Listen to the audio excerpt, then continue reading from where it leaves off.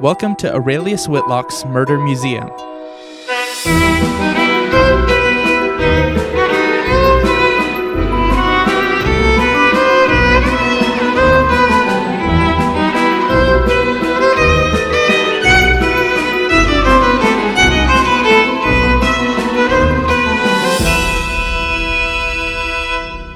Hi, I'm Marcus Richardson. And I'm Nathan Hicken. We're back, baby.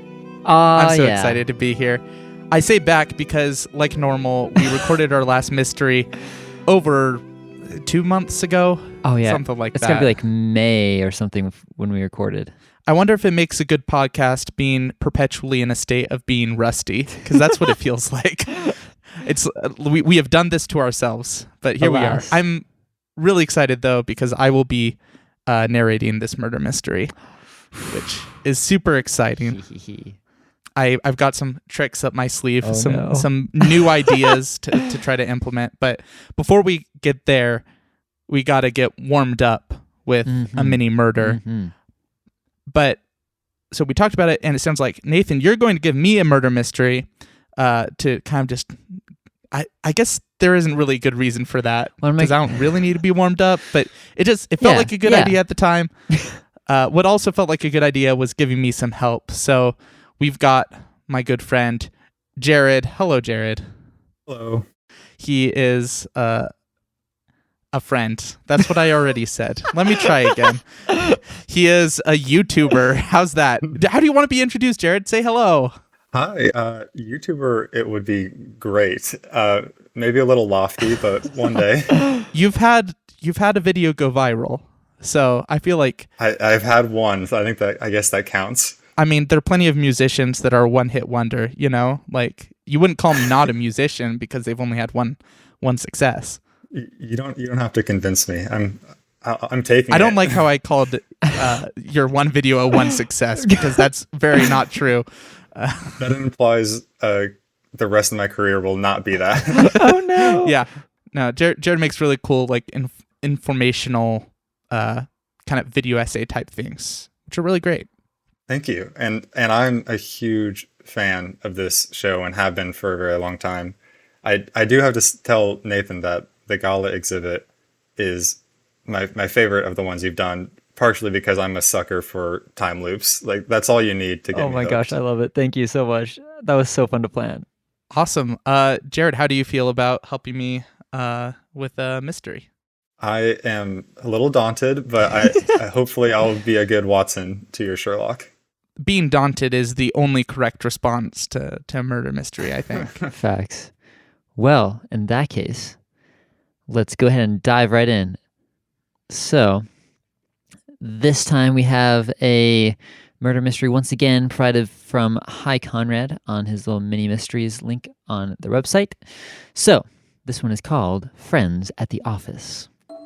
Homicide Detective Gilson was visiting his accountant in a small, seedy office building when he heard noises coming from above. First, there were angry voices. Then came a scream, followed by a heavy thud.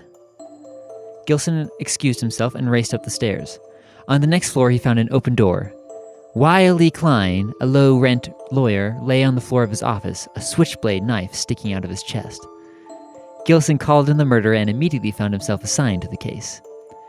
When his partner arrived, the detectives examined the office. Not far from the victim's hand was a half-smoked cigarette. On the floor beside it were an overturned wastebasket, a cheap lighter, and a blank notepad. On the desk, they noticed a telephone, a pen, a shot glass smelling of bourbon, and an ashtray filled with cigarette butts and burned matches. "It's funny how none of his neighbors poked their heads out," Gilson observed. "Let's go talk to him." The floor contained 3 other offices. The first door they knocked on produced Helen Hurley, a massage therapist. She told them she was relaxing between appointments. "I didn't hear a thing," she claimed, pointing to the stereo headphones she had just removed. "You say Wiley was murdered? I'm not surprised. He must have cheated everyone he ever met." The second office belonged to Jackson Codd, an artist. In one hand he held a paintbrush, in the other an unlit cigar. "Sure, I heard the scream, but I was right in the moment of inspiration. Besides, you hear all sorts of things in this building." Jackson held out a cigar. "Either you fellows got a light?" Behind door number 3 was Lionel Wafer, a chiropractor, also between appointments. I heard the scream. What happened? Gilson told him. Then he asked Lionel why he was holding an ice pick. Oh, I'm defrosting, Lionel said. And What? Just everyday sort of things, Sorry, continue. Lionel said, and returned to the old isolated refrigerator in the corner. You want a drink or a cigarette? We should celebrate. Klein deserved what he got. Later, the detectives compared notes. Well, we definitely have a suspect, Gilson said. Whom did Gilson suspect, and why? Okay, so we have a massage therapist who's like, I was just listening to very loud music. And we had a, what was the middle guy's thing? An artist. Artist? Okay. Mm-hmm. And he was smoking a cigar or something. And then we had the last dude who was ice picking. As one does. A chiropractor that was ice picking. Naturally. Yeah. And we have 2 of them, the first and last, that seem to think it's not a shock that this guy has ended up dead. Mm-hmm. Interesting. Okay. What are your initial thoughts, Jared? Well, my first thought is, why does a chiropractor need an ice pick? That is a fair question to ask. I feel like it's really to throw us off, but that's... Yeah, they definitely put the most suspicion onto him, which makes me think it couldn't be him. Right. Well, the thing is, they weren't murdered with an ice pick. Maybe it was a switchblade. That maybe he is very stabbed him true. first with an ice pick, took it out, and put the switchblade in to throw off suspicion. You're so right. Oh my gosh, you're onto something. I think the cigar smoking artist is maybe not the top choice because there was cigarettes at the scene of the crime, but no evidence of cigar smoking, unless it was the lawyer himself who was smoking all those cigarettes. Well, there was the half-smoked cigar near the dead body, right? Oh, it was a cigar? Yeah. Half-smoked cigarette. Cheap lighter, blank notepad. Blank notepad. Interesting. And he's a lawyer. Mm-hmm. Could we hear what the scene of the crime looked like one more time? Yes. Not far from the victim's hand was a half-smoked cigarette. On the floor beside it were a turned-over wastebasket, a cheap lighter, and a blank notepad. On the desk, they noticed a telephone, a pen, a shot glass smelling of bourbon, and an ashtray filled with cigarette butts and burned matches. Okay. And maybe we should work through the information about the suspects again. Do you want me to reread? Yes. Okay. If you want me to stop, let me know. The first door they knocked on produced Helen Hurley, a massage therapist. She told them she was relaxing between appointments. I didn't hear a thing, she claimed, pointing to the stereo headphones she'd just removed. You say Wiley was murdered? I'm not surprised. He must have cheated everyone he'd ever met. Okay, stop there for a second. I feel like there's nothing there that could be an open contradiction with what we know already, right? No. Unless it's like, stereo headphones can't play loud music. Obviously. They were actually mono headphones. And yes, everyone knows that they have a dB limit, a max threshold. Okay. All right. The second office belonged to Jackson Codd, an artist. In one hand, he held a paintbrush. In the other, an unlit cigar. Sure, I heard the scream, but I was right in a moment of inspiration. Besides, you hear all sorts of things in this building. Jackson held out his cigar. Either of you fellows got a light? Okay, so there's a possibility here of the lighter in the room either being his lighter or... Because, why would he have an unlit cigar? Yeah, if he's in his own apartment, he wouldn't be asking somebody else for a light. Yeah. Unless he had just left it at the murder scene. Yeah. I feel like there's something there. If that isn't something, then it's a good red herring. Should we listen to the last a little bit? Behind door number 3 was Lionel Wafer, a chiropractor, also between appointments. I heard a scream. What happened? Gilson told him. Then he asked Lionel why he was holding an ice pick. Oh, I'm defrosting, Lionel said and returned to the old isolated refrigerator in the corner. You want a drink or a cigarette? We should celebrate. Klein deserved what he got. Sorry, I just laugh every time. Just an ice pick. And it's not mentioned Nods until... head. What about that ice pick in your hand right now? Yeah. Hey, real quick. So this Lionel has a cigarette, but based on the placement in the initial room that it was close to the dead body's hand, it seems like he was the smoker, not the murderer. So I don't think that the fact that he smokes cigarettes casts any negative light on him. Well, shoot. Nathan, how are we doing? Should we... You have pretty much, at this point, summed up the murder pretty nicely, actually. You have been dancing around the right idea with something you said. So in that case, I feel like it must be our artist friend. The art of murder. The art of killing. That's a good title. Would you like to officially submit and then I can read the solution? Or would you like to deliberate? Are you happy with that, Marcus? I think so. I'm usually of the mind of these things that I'm not usually going to talk myself into the correct solution at this point. So might as well just... Go ahead. What? I was just going to say, if you had been actually like writing down every sentence, the first letter of every line actually spelled out. I knew it.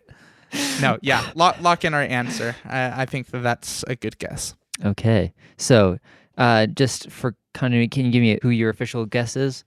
The artist. The artist. Okay. Well, here we go. By examining Wiley's ashtray, Gilson concluded that the lawyer had been a smoker and that he lit his cigarettes with matches. The cheap lighter on the floor by the body had probably been left accidentally by Wiley's killer. Jackson Codd smoked cigars, but he didn't seem to have a lighter or matches in his studio with him. That made him a prime suspect. Okay, so we got that the lighter was important. We just didn't really catch that there were both matches and a lighter. Yeah. We got the right idea, just not all of the right idea. Right. Enough of the right idea to convict. What kind of an alibi is a moment of inspiration anyway? That's what I'd like to know. That's so true. And yeah, how does one have a moment of inspiration without a lighter, Like Exactly. Well, nice. Okay. Regardless, I'm still more interested in this ice pick than anything else. There's a story there. Knowing all this, I throw it all out and I pay attention to that ice pick. Dumb Lionel ice wafer. Pick. Why was his refrigerator so cold? What was he storing in there? That had to be below what was he trying to freezing hide? Exactly. What do people use refrigerators for? I mean, ice pick refrigerator makes me think there's a dead body in there that... There's got to be. It's a completely unrelated murder happening at the same time. Jackson Codd said you hear all sorts of things in this building, so it's not unusual for screams to be heard. Thus... Every single person in this building is a murderer. The chiropractor is straight up Sweeney Todding his people. And how does he compete with the massage therapist on the same building? Oh yeah, that's suspicious too. What's going on here? Okay, well, great. Thank you so much for narrating that, Nathan. And thank you for being my sounding board, Jared. Of course, it was a blast to be a part of it. I'm such a huge fan of you guys, so thank you for letting me come on. Yeah, thank you. First of all, where can people find you? And second, do you have any advice for Nathan? Because you have played through most of the case that he's about to go through. My YouTube channel is just my name, Jared Langford. So check it out if you're interested in anything kind of history, philosophy, whatever happens to interest me that week type video essays. And for Nathan, I would say just lean into the genre. There's lots of good tropes in this world, and I think you're really going to love it. Awesome. Okay, I'm so excited. Heck yeah. Well, thanks so much, Jared. It was great to be here. Thanks for having me. Thanks for coming on. See ya. See ya. All right. The Hardboiled Exhibit. Oh my goodness. So before we actually get into it, I do have two little caveats, things to know, I guess. Okay. First of all this is a little bit different than previous cases in that it's not going to be a contained setting with a static cast of characters. Like some of our mysteries is like we have 5 people and they're all equally interesting and likely to have done the murder. This is more of a procedural. Think kind of like the Sherlock Holmes consulting detective game. Okay. Where if there's evidence that leads you somewhere, feel free to go there. You have a lot more room to kind of explore and to deduce and to use different methods. So yeah, just have at it. It's okay to kind of push the barriers here. The other thing to know is this is NOIR. I won't tell you why, but it will be in your best interest to monologue frequently. Okay. So I'm talking like you say, I want a monologue, and then cue the saxophone and just have at it. Something good might happen if you do a couple of good monologues. Okay, sounds good. There's an incentive. I'm so excited for this. All right, let's jump in to the Murder Museum. Mr. Whitlock walks in tandem with you through the grand foyer of the Murder Museum. It's strange, but he's never quite exactly how you remember him. A slightly different tone to his voice or a new odd mannerism. He's like the museum in that way, dynamic. Today he has his dark hair pulled back into a ponytail. He turns to you. You know, kid, I try really hard to keep up this mysterious shtick, but I'm an open book. Do you have anything on your mind? Oh my gosh. I am curious as to how you came to be here, but I suppose that's not exactly my place to pry, but... Why is it not your place to pry? You consider yourself a detective. What is an unanswered question, if not an invitation to learn more? I respect that. In fact, I think I might know a case where you might stumble on something interesting in the middle of there. This is actually one of my longest unsolved exhibits. Unsolved? He leads you to a gloriously ornate marble pedestal. On top, a single egg. If you go romping about in there long enough, you might learn something that flits your fancy, but I could have picked a more appealing micro-dimensional apparatus. Aurelius picks up the egg. This one's a bit messy. Stay on task for the most part, if you don't mind. He throws the egg at you. Oh my gosh. Can I try to catch it? Yep, you catch it, and your vision immediately starts to swirl. Oh my goodness.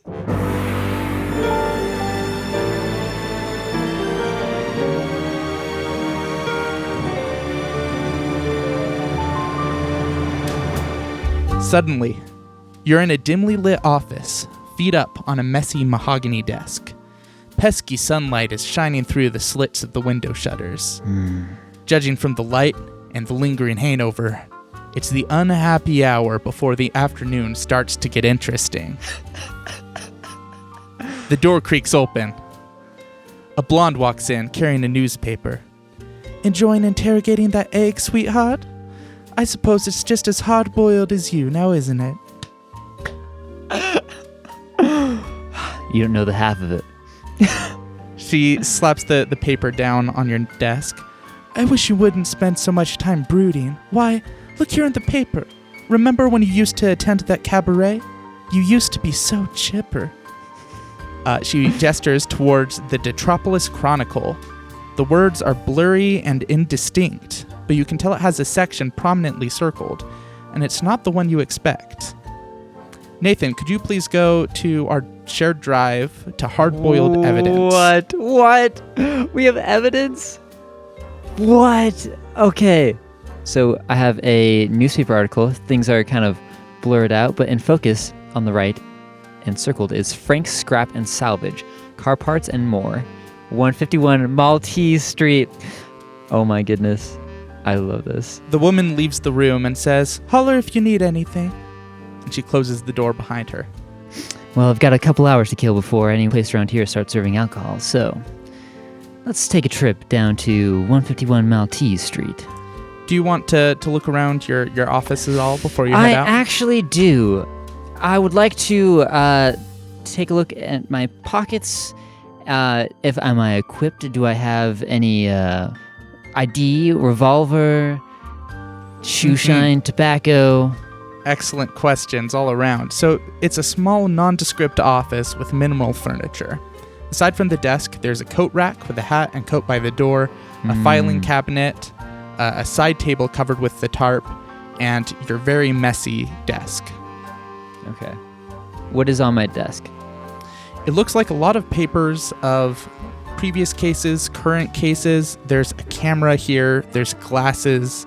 It's all completely in disarray. Okay. What kind? like glasses in like drinking glasses, shot glasses, or like reading glasses. Reading glasses. Okay, I see. Are there any drawers? There is a drawer. Can I open the drawer? You see a glint of metal, and yep, it looks like inside the desk is a Colt Python revolver. Next to a bulging envelope. Ooh. All right. I shove the Python revolver into my back pocket, and I pick up the envelope. As you tuck away the gun, it immediately disappears, and you hear your pocket Watson go, pa-ting! I quickly pat around, find Pocket Watson, and flip him open. Yes. Excuse me, sir. Can you tell me what just happened? Well, I'm your inventory for this case. Good to know. Is there like a little picture of? Yep. You see a gun. Yep. Okay. Going to write inventory. I'm here if you need me. We figured it would be great to give me more of a job than just be a hint system. A previous detective said hurtful words that made me feel like I wasn't much use. But with this new job, I think I'll be more relevant than ever. I wish you luck on that. I close. Did the revolver, before I put it in, was it loaded? Yep, six shots. Okay. And the envelope. It's a stack of bills. Woo-hoo-hoo. Am I rolling in the Benjamins, the Washingtons, the... You have a lot of friends in here. Looks like a lot of Jacksons. A lot of Jacksons. Okay. Well, my friend Jackson helps to grease the palms of a few local informants of mine, so it would be useful to have him on hand. Cool. Anything else in the drawer? Nope. Just nothing in the drawer. Just the desk with papers, camera, pair of glasses. Okay. I'm going to grab the camera as well. That could be useful. Glasses. Do I look suaver with or without the glasses? I'll pick them up just in case. I don't know how bad my eyesight is. Oh my gosh. You can actually see. Feel free to open up image 2. No way. Oh my gosh. You can read the newspaper like magic. Oh my goodness. Okay. Just a friendly reminder to you, kids. Wearing glasses, it's not about whether you look suave or not. It's about actually seeing is an important thing to be able to do. All right. We have the Detropolis Chronicle from September 16th, 1951. We've got the headline, Lolo's Follies, a cabaret to remember, above a picture of a cabaret dancer. This particular article is by L. Ryrie. The way they move, it's really something. The gentlemen at the Ibis Club watch with mouths agape as the beautiful ladies of Lolo's Follies take the stage and form a chorus line. Their variety program, now in its third year on stage, showcases both burlesque dance and Broadway-style show tunes. Their voices are smoother than butter, says one man, who asked to remain anonymous. Okay. We also... There's also an advertisement at the bottom that says, wait, stop, don't forget the eggs. Benedict Farm. Okay. Got another ad for Dr. Silk's Miracle Aftershave. Your wife will notice the difference. The choice of men who put good grooming first. Fascinating. Somehow, I don't quite trust Dr. Silk. Street flooding continues by A. Whitlock. Curious. Unknown plumbing issues continue to flood the intersection of Spade Street and Manor Avenue. Residents report a foul odor from the leakage emanating as far away as Moonshant Road. Authorities say to expect road closures if flooding continues to spread. So a mysterious flood. Oh my goodness. There's so much stuff here. I'm so curious. And then, Detropolis voted seediest city in the country. Got that right. By B. Mitchell. A national poll found that 83% of respondents consider Detropolis to be the most seedy city in the country. Depending on your perspective, this could be a compliment, says Mayor Preto. It really is nothing to be ashamed of. What does seedy mean anyway? Okay. So we've got characters now too. We got Mayor. Okay. Theft threat debunked by C. Cuthbert. The Detropolis Chronicle received an anonymous tip last month claiming that the Milazano heirloom jadeite necklace would be stolen. However, the necklace is still reported to be in the possession of the Milazano family. Whether the tip was sent in as a prank or by a would-be thief continued on C3. Okay.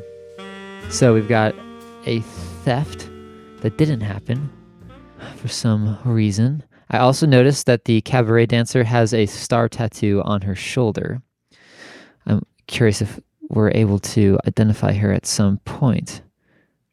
But the cabaret, apparently I was quite fond of it back in the day. I would like to slide that newspaper into my inventory. Putting? Okay. Just to be clear, the blonde that walked in here earlier, when she gestured to the newspaper, she was gesturing to the one that she'd circled, yes? She seemed to have been gesturing to the cabaret, so she doesn't know anything about the circling. Okay. Do I have red ink stained on my hands? Was I the one? I'll say that Aurelius Whitlock had a little red pen in his pocket when you saw him last. Okay. You get a feeling that might be a subtle nudge. Yeah. Okay. All right, I'd like to go over to my hat and coat and put them on. Yeah, as you do, you feel something in the pocket of the coat. It looks like it's a picture of a woman you don't recognize with curly blonde hair. Ooh. Is there anything written on it? Nope. Well, she feels like a Sally. Interesting. Can I tell when this photo was taken? No. I don't know the way that photo forensics works, so I'll just say no. Okay. I want to know if I have a traumatic backstory or not. Or if this is just someone I'm following. Okay. Have I seen anything with my name on it? It looks like the door has a glass front to it, and you can read backwards with a little bit of effort. It says, Rick Pulpwood, Private Eye. Ooh. By the way, during all of this, you've had an egg in your hand. Oh, that's coming with me. I shake it. Does it feel hard-boiled or raw? It does. It feels hard-boiled. Okay. Well, this could be handy for later. I'm going to put that in my inventory. But do I just slide in my pocket? Yeah, if you slide in your pocket, it just disappears. This is a very intriguing. This mechanic, yes. Curious. I'm slightly tempted to see what happens if I try to slide the chair into my pocket, but I will. Remember how I told you that my brother exploited this? I shall resist, as I'm a serious private investigator. Clearly, the type who interrogates eggs. Who are you? Who sent you? I would like to take one last look around my office. Anything curious I noticed now that I'm on the other side of my desk? There's still that filing cabinet and the side table with the tarp over it. You think you almost see it move. Ooh. I whip the tarp off the side table. It's not a side table. It's a cage. Oh my gosh. An empty cage. Oh my gosh. No, it's not empty. It's not empty. It contains a smattering of outdated issues of the Detropolis Chronicle. There's a small hut in the middle, and out of it pop 2 little white bunny ears. It's a pet rabbit.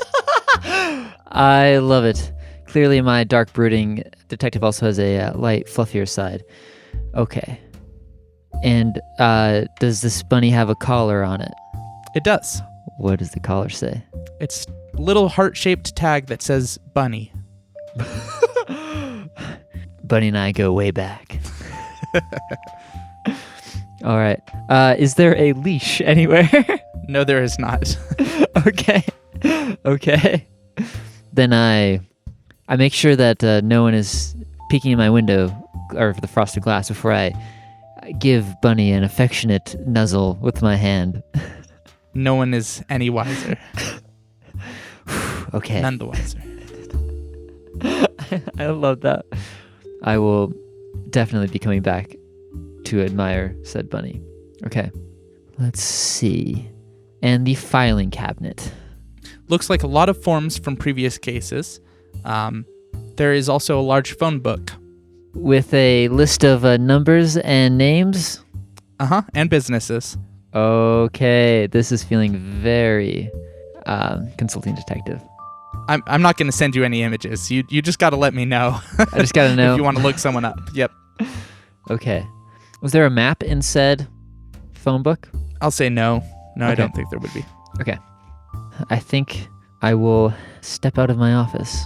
Okay, you do so. You pass the woman at the front desk, and she says, "Hope you have a good night, Ricky." I will. I glance at her desk. Is there a nameplate on her desk? Yep, it just says "Sweetie." I will. Not that there's any such thing as a good night in this town. Oh, you're terrible. Yes, I know I'm terrible. Terrible at remembering directions. Speaking of, would you be willing to point me in the direction of 151 Maltese Street? Why, of course I can. You keeping me on payroll for something. When you find out what that is, let me know. She lets you know that it really is just a turn or two away from here, not too far, Maltese Street. Okay, so I step outside of the office. Does it lead into... First of all, outside of my office, there's a little room with Sweetie and at her desk. Anything else out there? No, but she says, don't forget your keys. And she gestures to a ring on the side of the wall that has your keys. I will grab those keys. What keys are on them? It looks like there's an office key and a car key. I have a car. Yes. Okay. I'll grab the keys and head outside. Your car is what they call utilitarian. Looks pretty beat up. In fact, once you turn it on, it looks like it has one headlight out. Anything hidden in the visor above the steering wheel? That's what people... No. Okay. No, like contraband or...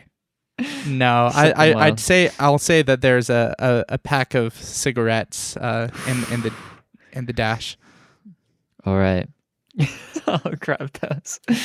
Never know when I might need to get some people talking. All right. Well, I'd turn on the car and drive over to 151 Maltese Street. All right. Frank's Scrap and Salvage. It's a yard full of cars in various states of disrepair. A man is locking up the front gate. He's got a stocky build and a precarious cigar hangs from his lips. He adjusts it with grease-stained hands. Sorry, mate. Closed for the evening. Closed? I'm here, ain't I? What are you, a hobbyist? Customer looking to buy? Looking for information. He shrugs and is like, well, I don't really sell information here, but I sell cars. If you got cash, he unlocks the gate and is like, I could stay for a few more minutes. As you can see, I got a light out. Would really appreciate if you could do something about that. Can't help you. I'm not a repair person. I'm a salvager. I just take stuff. I don't fix them. All right. Well, then if you're willing to stick around a few minutes, I'd like to take a look around. Okay, he opens back up the gate. One car near the front of all of these lines immediately catches your eye. It looks brand new compared to all of these other dilapidated cars. Okay. I would like to take a closer look. Yes. Near the front of the yard is a Rolls Royce with a sleek maroon paint job. Ooh. It looks like if a fat stack of cash had 4 wheels and could go honk honk. It's almost brand new with a noticeable exception. The driver's side window is shattered. Oh. And there's a dent on the trunk. Okay. Can I open the trunk? It is difficult very difficult to open. Is it impossible? You give it a good couple seconds just trying to heave it open with your hands, and it's not budging. Okay. Looks like I'll have to come back to that. I'd like to inspect the shattered window. Is it the window completely gone, or is it like cracked? There are still some shards left, but it's almost completely missing. You see just a little bit of shattered glass on the inside of the car on the driver's seat. So most of the window has been shattered and is gone. So looks like it's shattered inward if it's on the inside. Only a little bit. So actually the opposite is likely true. Okay. I'd like to slip into the vehicle if it's unlocked. It is. In fact, you actually see the keys of the car are sitting on the driver's seat. Okay. Slip in. I'd like to check the glove box. Interesting. You find in the glove box a key. Whew. Another key. This is a key on a ring attached to a small medallion. The medallion says on one side 213 and on the other side Melanzano. Melanzano. That was from the newspaper. The Melanzano family are the ones who were going to have their necklace stolen. 213 Melanzano. I wonder if that's a safety deposit box. Okay. I check the back seat. Anything back there? The back seat has a few leaves. Oh. Slightly wilted. Green leaves. Perhaps from a rose or some other flower. Interesting. Okay. I check the visor. There actually is something in this visor. Yes. If you want to, you can open up image 3. Oh shoot, image 4. Image 4. I didn't see anything. Okay. Image 4. Scrap of paper that says suit ready at 11:30, lunch at 12, go north, right at Falcon, left at Manor Avenue. Okay. So it looks like we have directions to wherever lunch was at 12. And we have a suit that's ready to pick up at 11:30. Oh, got to get that suit. That is a definitely intriguing lead. I check under the seats. Your thoroughness pays off yet again, as in between the passenger seat and the console in between it and the driver's seat, you find another scrap of paper. You can look at image 3. And it has 3 lines of dialogue. The first one is in a different handwriting than the others. So it says, introduce myself. Drunk tattoo story about when you first met him. Quote, I've been walking up and down stairs all day, and he knows why. Oh, whoa, what? I have no idea what any of this means yet. The drunk tattoo story. The cabaret dancer had tattoos, most prominently a star tattoo, but I'm guessing other people have tattoos as well. In the world? Possibly. I don't know. Maybe. I'm pretty sure there's only one person in the world who's ever gotten a tattoo. There's a connection. If this was doing mini murder logic, I mean. It probably would, yeah. I've checked the glove box. I'm just going through my cup holders. Nothing in the cup holders. Okay. I would like to lean back and do my first monologue. I flip down the visor to cover the sun, prevent it from casting into my eyes. What was I doing here? How much do I know about this Rayleigh's Whitlock man? He deflected the question I asked him, and yet he sent me here into this strange world where I am obviously some sort of private detective. Now, I'm sitting in a scrapped-up car, possibly part of a felony, wondering where to go next. There's been no body, no murder. It's unsolved. All that I have to go on is a couple scraps of paper and an egg. Was I afraid? Fear. I don't even know the meaning of the word. But that was a lie, of course. Did a whole report on it in 3rd grade. But now's not the time. If I was going to get out of here, it looked like the only way was to go through with it, seeing as I don't know how to reactivate the egg device.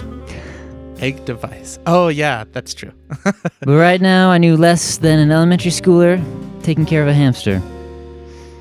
So it looks like, for the time being, I'm stuck in Detropolis 1951. Okay. Your extremely suave monologue is interrupted by a pounding sound on the top of the car. I startle. It's Frank. He's like, "Listen, man, I don't know if you like to take your naps on other people's property frequently, but I don't know. If you're gonna buy, buy. If you're not gonna buy, get out." All right. I blow a kiss to the Rolls Royce and say, "I'll see you later." Then I leave. Frank is like, "Whoa. You're gonna buy the thing, Well, right?" I have a few questions first. When did this car come into your possession? I was dropped off yesterday around 2:00. It was a man in a long trench coat that reached his ankles. Okay. I remember thinking that was quite a choice because it was a real scorcher yesterday. Don't I know it? At least he had a hat and sunglasses. That was something. So disguise. He talked in a gravelly voice. I thought he was making fun of me at first. Okay. Anyway, he sold the car for cheap. In those situations, I hate to say it, but I don't ask too many questions. Okay. Seems like there's a problem with the trunk. I never buy merchandise that I'm not fully aware of. Well, did you pull back the back seats? What? That's the way most people use their trunks. Fascinating. When I get back to my car, I will do just that. Okay. I'd like to pull back the back seats if he lets me. He does. He assumes that you're still just trying to learn if you want to buy this car. This car's got baggage, and not the emotional kind. It's a body. Oh my gosh.